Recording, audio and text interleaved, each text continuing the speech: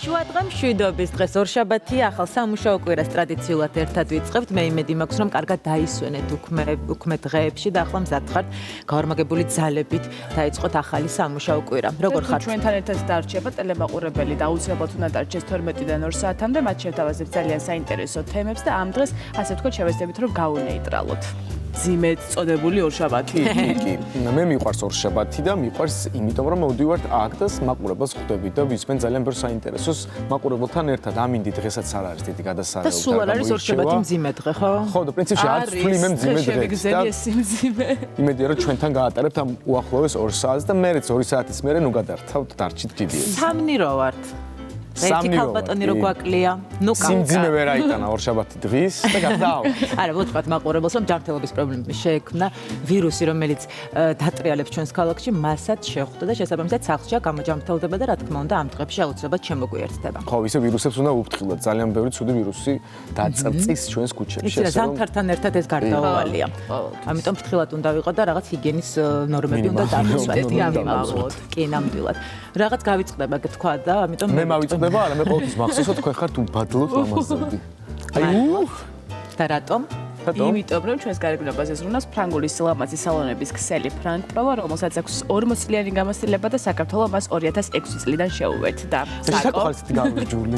გარჯული არ ვარ, მაგრამ თუ გსურთ რომ უბადლო რუჯი გქონდეთ ამ ზამთრის დღეებში, აუცილებლად ესტუმრეთ Solarium-ს ერგოლანს, რომელიც გთავაზობთ 50%-იან უპრეცედენტო ფასდაკლებას. ერგოლანი არის ერთადერთი ექსკლუზიური წარმომადგენელი გერმანული ბრენდის ჩვენს ქალაქში, ასე რომ დაირაზმეთ, ჯერ შეგიძლიათ Frank Pro-ში მიბრძანოთ და შემდეგ კი შეიარეთ აბაშიძე ერგოლანში აუცილებლად. მანამდე უნდა უყურონ ანონს. არის ნახოთ ერთად, რას თავაზობთ დღეს მაყურებელს. საერთაშორისო გამოკითხვის შედეგად ბერლინი 2014 წლის ყველაზე მხიარულ ქალაქად დასახელდა. როგორი ქალაქია თბილისი კულტურის, ხელოვნების, მწვანე საფარის და ზოგადად ურბანული კეთილმოწყობის მხრივ. თბილისი ბერლინის შედარებითი დახასიათება. გიორგი მაისურაძე სტუმრად GDS-ის შუადღეში. თბილისი გუშინდა დღეს, სიმბოლოები, რომელიც ჩვენს დედაქალაქს წარსულში ჰქონდა და ადგილები, რომლებიც ქალაქს განსაზღვრავენ დღეს. როგორ ვითარდება თბილისი და როგორი შეიძლება იყოს მისი მომავალი. ვიმსჯელოთ ქალაქის ხვალინდელ დღეზე. როგორ იქნება ქალაქისგან ბრენდი, ჭაღარა მთაწმინდა, მტკვარი და ქართლის დედა. ამ სიმბოლიკის მქონე ქალაქი ახალგაზრდაა თუ მოხუცი. არის თუ არა თბილისი ადგილი, რომელსაც უყვარხარ. ბრენდინგის სპეციალისტები მსჯელობენ თბილისზე. თბილისის პიარი პროექტები, რომლებმაც თბილისის სახე განსაზღვრეს. როგორ აისახება ქალაქი მეინსტრიმ და ალტერნატიულ კულტურაში. ვიმსჯელოთ ქალაქზე, ვიოცნებოთ კომფორტულ ურბანულ გარემოზე და ერთად შევაჯამოთ, როგორი ქალაქი გვინდა რომ თბილისისგან დადგეს.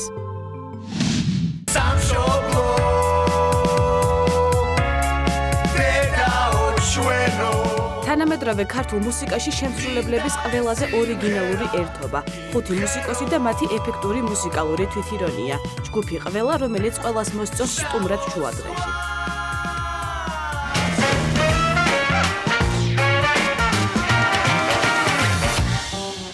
მეგონი მაყურებელიც მიხვდა რომ დღეს ჩვენი დღევანდელი გადაცემის ბათუმზე. თბილისზე, ქალაქი, რომელსაც უცნაური რა აქვს, ამ ქალაქს უცხოელებიც ამბობენ. შენ რომ მიდიხარ შენი ქვეყნიდან და ნოსტალგია გიჩნდება შენი მშობლიური ქალაქის, ეს ხომ ნორმალურია, მაგრამ სტუმრებიც კი, რომლებიც აქ ჩამოდიან, იმათაც ნოსტალგია უჩნდებათ, აი ეს რა უცნაურია. და აუცილებლად ბრუნდებიან. როგორც წესი ასე ხდება. ჩვენ გახსოვთ ალბათ წინა კვირას ყოდა ქალბატონი, რომელიც საფრანგეთიდან ჩამოვიდა და გადაწყვიტა რომ აქ დაფუძნებული იყო და აქ დაიწყო ბიზნესი და თავს უკვე ქართველად გრძნობს. ეს ახასიათებს. ხო, ახასიათებს ჩვენს ქალაქს. შინაურული ქალაქია. რამდენიმე დღის წინ ინტერნეტში გავრცელდა ძალიან საინტერესო ინფო რეიტინგი, ასე ვთქვათ, ყველაზე მხიარული ქალაქების. ლიდერობს ბერლინი. და ასევე პირველ სამეულში შედის ბერლინი, ლონდონი, პარიზი. და სულ იყო 1800 ქალაქი, როგორც კი, გამოკითხული და კრიტერიუმები არის ძალიან ისეთი კონკრეტული. ალკოჰოლის მიღება საჯარო სივრცეში შეუზღუდავია, ტრანსპორტი 24 საათიანია, ლუდი ყველაზე იაფი ღირს, ყველაზე მეტი ბარი, კლუბი და სხვა მსგავსი აქტივობაა. ასევე შეუდარებელია იქაურობა შოპინგისთვის და გართობისთვის. მოკლედ ეს ყველაფერი საკმარისია იმისთვის, რომ ბერლინი დასახელდეს ნომერ 1. ვარო ბერლინში ნამყოფი ვარ და ეს ყველაფერი ჩემი თვალით მაქვს ნანახი და მართლაც ძალიან მხიარული ქალაქია და კიდევ დაბრუნდებოდი ძალიან დიდი სიამოვნებით. ლონდონის პრობლემა არის, რომ ცოტა ძვირიანი. კი, მართალი ხარ, ცხოვრება ღირს. ლაქშერია ძალიან ლონდონი და პარიზიც. კი, პარიზიც ძვირიანია. ბერლინი საუკეთესო ვარიანტია. ხო. კი. სხვათა შორის ჩვენ ახლა შემოგვიერთდება ჩვენი სტუმარი იქნება გიორგი მაისურაძე ფილოსოფი წლებია უკვე ბერლინში ცხოვრობს და საინტერესოა მისი თვალით დანახული ბერლინი როგორია და შემდეგ თბილისი როცა უკან ბრუნდება თბილისში რას იერსახეს ხედავს ჩვენი ქალაქისას რაც მე მგონი ძალიან საინტერესო იქნება. გამარჯობა. დიდი მადლობა სტუდიაში მობრძანებისთვის. გიორგი არის ერთ-ერთი ყველაზე საუკეთესო რესპონდენტი პეპლის ეფექტის. მართლა ძალიან მიხარია. დავიწყოთ საუბარი იმ თემაზე, რომელსაც გადაცემის პირველ ნაწილში შევეხებით. ბერლინი დასახელდა ნომერ 1 ქალაქად, ყველაზე მხიარულ ქალაქად. ხუმრობაც გაჩნდა, რომ ადრე რო იყო, რომ გადავფრინდებოდი მოსკოვში, გადავფრინდებოდი, ახლა ბერლინში ბერლინში გადავფრინდებოდი. ცხოვრობდით ბერლინში, ხო? 16 წელი. თქვენთვის როგორია ბერლინი? არის ყველაზე მხიარული, ყველაზე კომფორტული, ან რატომ გახდა ისეთი ქალაქი, სადაც წახვედი დაფუძნდით და იქ ცხოვრობთ? თან 16 წელი რო ცხოვრობ, უფრო სხვა ბერლინი არის. ჩვენ რო ჩამოვდივარ და მოვდივართ ეგრევე. ბერლინზე არის ესეთი გამოთქმა, ბერლინი ღარიბი ქალაქია და ისე აქვს, რომ ღარიბი, მაგრამ სექსი. აჰა. და მრავალტანჯული. შეფასება უკვე ისეთი. ხო, ეს არის განაპირობა ისტორიულმა და პოლიტიკურმა განვითარებამ გაყოფილი ქალაქი იყო, მერე უცებ გაერთიანება, ფაქტობრივად ორი სხვადასხვა სამყარო შეერთდა 99-90 წლებში ძალიან და კონტრასტული. ეტყობა კიდევაც ეს ქალაქს. კი, მიუხედავად ისე რომ უკვე ეს კვალი იშლება ნელ-ნელა, თქვათ გათანაბრება ხდება დონის და უკვე გათანაბრდა პრინციპში, მაგრამ აი ეს პრესტიჟულობა ან პოპულარულობა უბნებისაც უმონაცვლეობს. ახლა რაც მე იქ ვარ იმ 16 წლის განმავლობაში რამდენჯერმე შეიცვალა ესეთი ყველაზე პოპულარული უბანი ერთიდან მეორესკენ გადაეცევს. ეს ძირითადად ის უბნებია, რომელშიც არ ხორციელდება ეს, რასაც ეძახიან ჟენტიფიკაციას, ანუ არ დიდრდება, ანუ ფასები კი მატულობს, მაგრამ იცვლება ეს პრესტიჟულობა, შეგვიძლია ვთქვათ კრიტერიუმი. ძირითადი არის ალბათ ვინ ცხოვრობს, ვინ გადადის ერთი უბნიდან მეორეში და ეს არის ადამიანები. აი დღეს ყველაზე პრესტიჟულ უბნად როგორი უბანი ითვლება ბერლინში? სადაც ყველაზე მეტი ახალგაზრდა, ხელოვანი და ინტელექტუალური კი კლუბებიც, ბარებიც, ну, в принципе, ყველგან არის მთელ ქალაქში არის მოდებული. ესეთი ისიც კი იყო სტატისტიკა, რომ ბერლინის ყველა ბარში რო შეხვიდე, თქვა დღეში თუ 3 ბარში შეხვალ, 53 წელი დაგჭირდება ყველას მონახულებისათვის. და ეს თვითონ ქალაქის პოლიტიკაც არის, რომ ამაზე იყო ორიენტაცია, რომ აქ არ არის ინდუსტრიული ცენტრი, ან ფინანსური ცენტრი, არამედ ეს არის კულტურული ცენტრი, თავისი ღამის ცხოვრებით, ძალიან მდიდარი, დღის ცხოვრებითაც ეს სხვა შორის ეს ტურისტებს აბნევს ხოლმე, გონიათ რომ მარტო მე უნდა იყოს ბერლინი, დღის ცხოვრება გარდა კლუბისა არის ისტორიული ქალაქი, ძალიან საინტერესო. უზარმაზარი რაოდენობით კულტურა არის კონცენტრირებული ქალაქში. ბერლინი კონკრეტულად ერთ ადამიანს თქვენ მაგალითად წახვედით 16 წლის წინ, რას აძლევს ერთ ადამიანს? აძლევს განვითარების საშუალებას, ციფრალიზების საშუალებას აძლევს, იმიტომ რომ ჩემი აზრით ეს არის ალბათ ყველაზე თავისუფალი გარემო მთელ სოფლიოში, რაც კი მინახავს. ნამყოფი ვარ სხვა ქალაქებშიც. ეს განპირობებული არის ეკონომიკური ფაქტორით, ქალაქი არის. ქალაქის მთავრობა მაქსიმალურად ცდილობს, რომ ეს იაფე რამდენადაც შესაძლებელი არის შეინარჩუნოს. შეიძლება დავაკავშიროთ წარსულთან ბერლინის ესეთი ლიბერალურობა და ესეთი თავისუფლება, თუნდაც იმასთან, რომ ცოტა ხნის წინ სულ ეხლახანს დაიმგრა კედელი, რომელიც მან ადამიანებს ძალიან ცუდ ჩარჩოებში სვამს. ეს ხო არის ამოხეთქვა რაღაცის. მე-19 საუკუნის ბოლოსკენ 71 წელს როდესაც შეიქმნა გერმანიის იმპერია და საჭირო იყო ახალი დედაქალაქი. აი მაშინ რა თქმა უნდა პრუსიის დედაქალაქი პრუსიამ გააერთიანა გერმანია და სახელდებოდა ბერლინი და ბისმარკი ამ იმპერიის შემქმნელი კანცლერი, რაიხსკანცლერი იყო წინააღმდეგი და მან თქვა რომ ბერლინი ეს არის მაიმუნების სახლი, აფენჰაუზი. პირდაპირ ეს ქალაქი არ არის. აი ეს ტრადიცია რომ აქ რაღაცა სხვანაირად მიდის და ანუ მეტი თავისუფლება არა კონსერვატორული ქალაქი არის. არ არის აქ არც თქვა რელიგიური ჰეგემონია, არაფერი მსგავსი არ არის. ღია ყველასთვის. აი ეს გახსნილობა და სამყაროსადმი გახსნილობა ეს ქმნის ქალაქად აქცევს ეს. აი საპირისპიროდ, სადაც არის დახურულობა და ჩაკეტილობა და იმ ჩვენ და იდენტობა და იდენტობას გვართმევენ და ეროვნებას გვართმევენ, ეს არის პროვინციალიზმის, ეს არის სოფლური კულტურის და სოფლური აზროვნების, პროვინციული აზროვნების ნიშანი. და აი მის საწინააღმდეგო ბერლინი და იყო ყოველთვის. აი 20-იანი წლები რო ავიღოთ.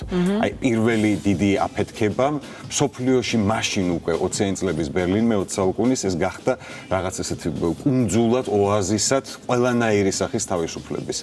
მათ შორის რა თქმა უნდა ესეთი პიროვნული თავისუფლების და პირადი ცხოვრების თავისუფლების გართობის თავისუფლების კაბარე რო გავიხსენოთ ცნობილი ფილმი ბობ ფოსის ამერიკული ფილმი ლაიზა მინელით აი მაშინაც იყო ეს ბოჰემის სოფლიო ბოჰემის არა მარტო ევროპული ცენტრი და ეს ტრადიცია შეინარჩუნა ომის შემდგომაც ეს არის თანედა არა თბილისზე რო გადავიდეთ აი მე-19 საუკუნეში თბილისი იყო ასე ვთქვათ ინტერნაციონალური მექა და აქ იყო ძალიან ბევრი ადამიანი საინტერესოა აი ამ ორი გუშინ იყო ტიფლისის პრემიერა და რა ვიცი ხელები ამიწევია ორივე აღფრთოვანებული და ეს ლირიული გადახვევა იყო დაუბრუნდეთ ისევ თემას აი როგორ ვფიქრობთ ამ ორი საუკუნის განმავლობაში როგორ განიცადა თბილისმა ეს განვითარება და დღეს როგორია თბილისი არის ისეთი ღია რაზეც თქვენ საუბრობთ თუ მაინც ჩაკეტილია და ჩაკეტილი სივრცეა ჩვენი მენტალიტეტიდან გამომდინარე მგონი აი თბილისი რაც მართლა იყო გამომდინარე პირველ რიგში აი თავისი მრავალკულტურულობით და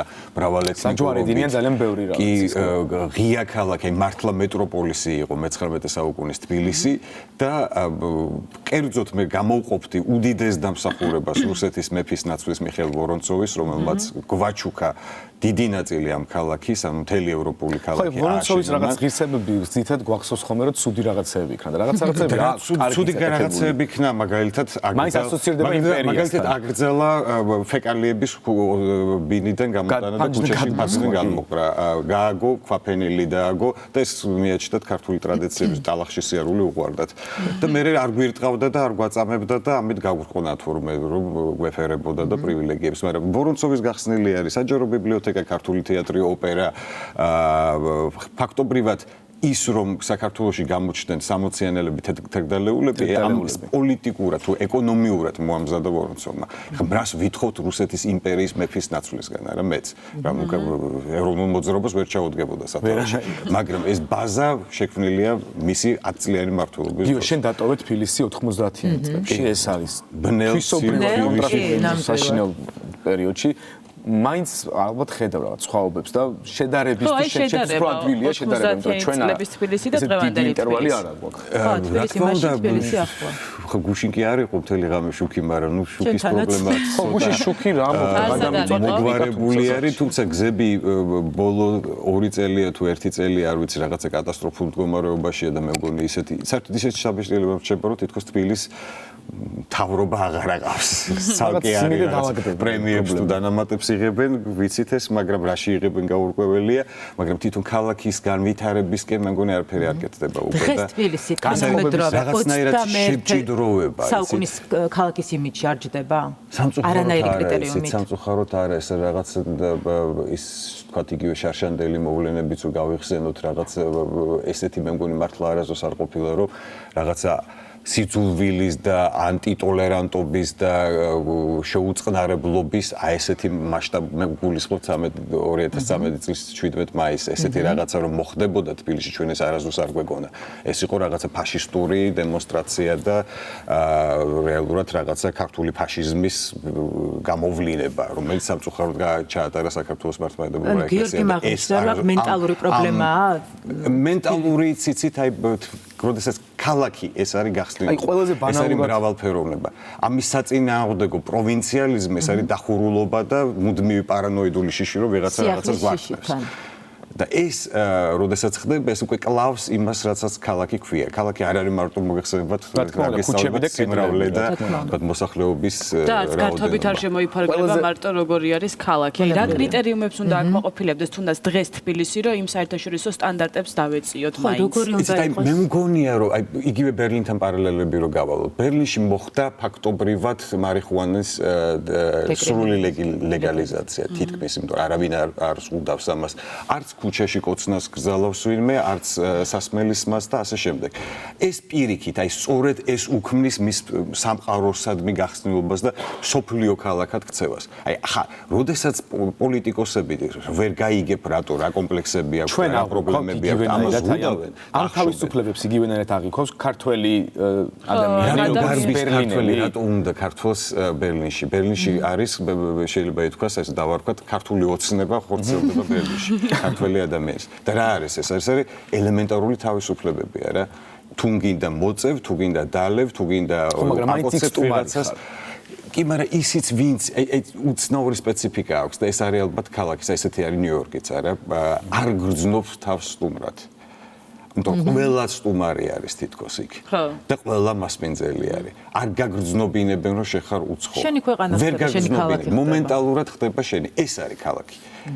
და ამის საწინააღმდეგოდ აი ეს კიდევ მეორე ის რომ ვიღაცა ხას უსვამს რომ შეხარ ჩამოსული და თუნდაც სხვა რეგიონიდან იყო საქართველოსავე. ხوارეკ ცუდი ჩვევები რაღაცები. ეს უკვე არის პროვინციალიზმი. ამას საერთო ქალაქურ ცივილიზაციასთან არაფერი არ აქვს. პრინციპში ყველა ქალაქს რაღაცა განვითარების ეტაპები ხო ბერლინმაც გაიარა ეს რაღაცა საფეხურები. თბილისი განვითარების რა ეტაპზეა ახლა შეგიძლიათ გითხრათ? მე მგონი რაღაცა უკუსვლის პერიოდია, აი თქვა 19 საუკუნიდან რომ ავიღოთ თუ დავაკვირდებით როგორ ვითარდება, არა? თითქოს მიდის სისტემატურიდან ერთი მხრივ გაფართოება ქალაქის, მაგრამ ამავე დროს ქალაქურობის და ქალაქის სულის განადგურება. სისტემატური განადგურება ძალიან დიდი როლი ითამაშეს ბოლშევიკებმა, მერე უკვე საბჭოთა ეს რაღაცა კორუმპირებული სისტემა და ეს ბოლო წლები და შემდგომში უკვე ჩვენ თვითონ ეს უკვე ბოლო 10 წლეულის დიდი დამსახურება არის თბილისის წარმოიდგინეთ ქალაქი რომელიც საკუთარ ისტორიულ ძეგლებს ანადგურებს და თბილისში ფაქტობრივად ისტორიული უბნების მასიური განადგურება წავიდა და კიდევ უფრო ახალი გეგმები რომელიც ვნახეთ ქალაქის ცენტრში რაღაცა მონსტრი მინიშენობების აშენება და საბაგირო გზები და რაღაცა აბსურდები რომელიც არის რეალურად მთელი აი მომხიბვლელის ყველაზე ძვირფასი რაც შეიძლება იყოს თბილისის იმის განადგურება. გამოსავალს რა შეხედავ?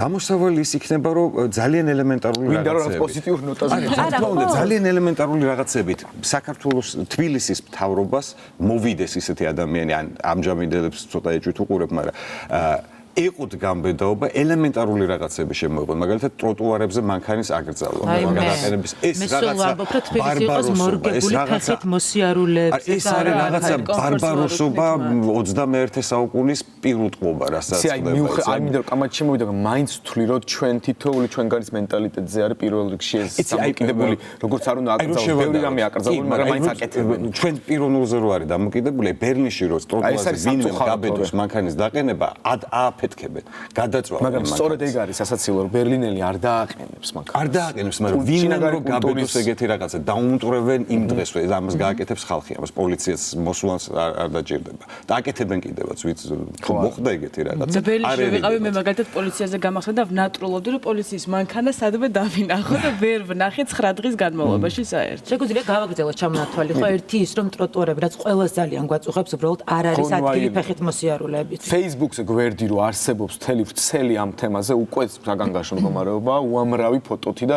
ისეთ ფოტოებს ნახულობ ხოლმე რომ მართლა თვალებს ვერ დაუჭირ. კი, ნამდვილად და ყოველდღიურად ხდება. ეს აი კიდევ ერთი სპეციფიკა ბერლინის 40% ქალაქის არის მწვანე საფარი. პარკები. და ფაქტობრივად ვერ გაგიგია საცხოვრება მწვანე ზონაში ნახევრად თან ეს არის ქალაქი რომელიც რამოდენიმეჯერ მიწასთან გასწორდა კი მიწასთან მოსწორებული უზარმაზარ სივრცეზე გადაშლილი და ხარ რაღაცა ბუნების წიაღში ამავე დროს და ნუ სუფთა ჰაერს ვთქავ ჩამოდიხარ თუ არა გეწვის ცხვირი და სასუნთქი გზები თბილისში ჩამოდიხარ თუ არა არა იმიტომ რომ ეს მომწამლავი რაღაცა გაზის კამერაში ვემყოფებით ეს ვითომც არაფერი რაღაცა ეცეთ აი თვითონ დაგვიქვეით და მე გვიკვირს რომ რატო ემართება ადამიანს სიმსივნე რაღაცა საშინელი დაავადებები და ამის ახსნა რომ ეგ სუფთა ბენზინს თუ ჩამოვიტანთ მაშინ უნდა გავაჯეროთ ტყუილი არის ეს აბსოლუტური ტყუილი არის იმიტომ რომ ევროპული ფასების სიმაღლეს განაპირობებს უამრავი გადასახადი რომელიც ბენზინზე არის ეკოლოგიური გადასახადი სხვადასხვანაირი არა